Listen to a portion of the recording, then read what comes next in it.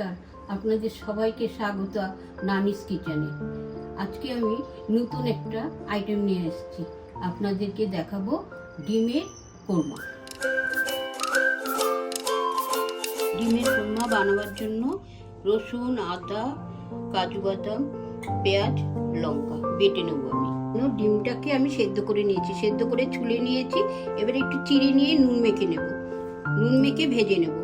আর এখানে আমি একটু টক দই আর 8-10টা কাজু বাদাম পেস্ট করে নিয়েছি। আর এখানে তো আগেই দেখিয়েছি আদা, রসুন, পেঁয়াজ পেস্ট করে রেখেছি। আর এখানে পেঁয়াজ আছে, পেঁয়াজটাকে একটু ভেজে নেব। আর এখানে তেজপাতা আর একটা দারচিনি, 2টো লবঙ্গ 3টে আর একটু এলাচ নিয়েছি, আমি ওটা ফোড়নে দেব। গ্যাসটা ধরিয়ে আমি কড়াই বসিয়েছি, কড়াইয়ের মধ্যে তেল দিয়ে দিচ্ছি। এবার তেলটা গরম হয়ে গেছে, এবার তেজপাতা দিচ্ছি। তেজপাতাটা একটু হয়ে গেলে পরে গোটা গরম মশলা দিয়ে দেবো। গোটা গরম মশলাটা একটু হলে পরে ডিমটা ছেড়ে দিলাম। ডিমটা একটু ভাজা ভাজা হবে, তারপরে আমি তুলে নেব। এবার গোটা পেঁয়াজগুলোকে কেটে রেখেছি, সেই পেঁয়াজগুলোকে একটু ভাজা ভাজা করবো। একটু লাল লাল হলে পরে দেখুন কি সুন্দর একটু হচ্ছে, আর একটু হলে পরেই আমি পেঁয়াজটাকে তুলে নেব। পেঁয়াজটা লাল লাল হয়ে গেছে, এবার আমি পেঁয়াজটাকে তুলে নিচ্ছি। তুলে একদম পুরো পেঁয়াজটাকে তুলতে হবে, তা না হলে না পুড়ে যাবে পেঁয়াজগুলো, ভালো লাগবে না। ওই জন্য পুরোটা তুলে নিয়েছি। এবার আমি এর মধ্যে দেখুন, এই যে পেঁয়াজটা দেখুন কি সুন্দর। এবার আমি এর মধ্যে এই যে আগেই বেটে রেখেছিলাম পেঁয়াজ, আদা, রসুন, সেটাকে ছেড়ে দিলাম। এবার ভাজা ভাজা হয়ে গেলে পরে কাঁচা গন্ধটা গেল, জিরের গুঁড়ো দিয়েছি। জিরের গুঁড়োটা দেওয়ার পরে এবার একটু হলুদের গুঁড়ো দিয়ে দিচ্ছি। আপনারা নিজেদের মতো করে হলুদের গুঁড়োটা মাপ মতো দেবেন। আমি এবার লঙ্কার গুঁড়ো দিচ্ছি, কাশ্মীরি লঙ্কার গুঁড়ো। কাশ্মীরি লঙ্কার গুঁড়োটা দিয়ে যে নেড়ে দিচ্ছি না, এটা না নাড়লে পুড়ে যাবে, তাই নেড়ে দিচ্ছি। এবার আমি একটু নাড়া হয়ে গেলে পরে একটু কাঁচা গন্ধটা চলে যাবে। এবার দেব আমি ওই যে আগেই বেটে রেখেছিলাম না কাজু বাদাম আর দইটা, ওটা দিলাম। দইটা এবার সঙ্গে সঙ্গে নাড়বেন কিন্তু, তা না হলে না নিচে লেগে যাবে। এবার ভালো করে নাড়ার পরে আমি একটু নুন দিয়ে দিচ্ছি।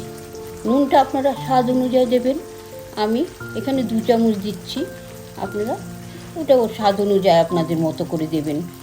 আর এবার আমি নুনটা দেওয়া হয়ে গেলে পরে এবার আমি একটু চিনি দিয়ে দিচ্ছি। চিনিটা আপনারা ইচ্ছে মতন, আপনাদের যদি ইচ্ছা হয় দেবেন, নাহলে না দিলেও চলে, কিন্তু স্বাদ অনুযায়ী আমার দিতে হচ্ছে, কেননা ব্যালেন্স রাখার জন্য।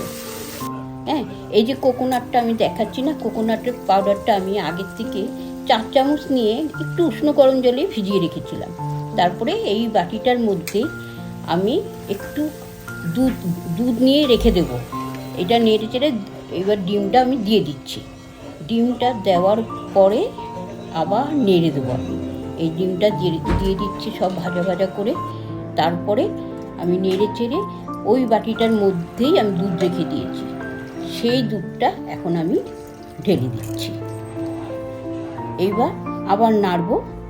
নাড়াটা হয়ে গেলে পরে এবার আপনাদের স্বাদ অনুযায়ী আপনারা যতটা জল রাখবেন, একটু গ্রেভি রাখবেন না একটু রাখবেন, সেটা আপনাদের মতন করে করবেন।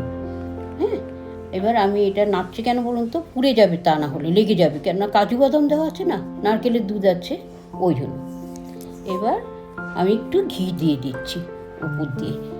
তার ঘিটা দিলে একটু ভালো গন্ধ আসবে, ওই জন্য আমি 2 চামচ ঘি দিয়েছি। আপনাদের বেশি করে দিতে হলে বেশি দেবেন, আমি কিন্তু 2 চামচই দিয়েছি। এবার দিলাম গরম মশলার গুঁড়ো, দেখুন গরম মশলার গুঁড়ো দিচ্ছি। বাস আমার কিন্তু অলরেডি কমপ্লিট হয়ে গেছে। এবার আমি উপর দিয়ে একটু ওই যে ভেজে রেখেছিলাম পেঁয়াজটা আছে না, ওইটাকে ছিটিয়ে দেবো, এই উপর দিয়ে ছড়িয়ে দেবো আর কি, ছড়িয়ে দিচ্ছি। আমার একদম পুরো কমপ্লিট। একটা কাঁচা লঙ্কা আমি এর উপরে দিয়ে দিচ্ছি সাজাবার জন্য। এটা আপনাদের অপশান, দিলে দেবেন, না দিলে কোনো ব্যাপার না।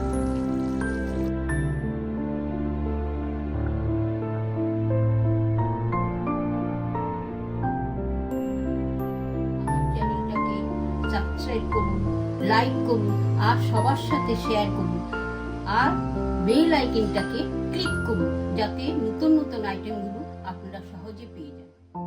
সবাই সুস্থ থাকবেন, ভালো থাকবেন।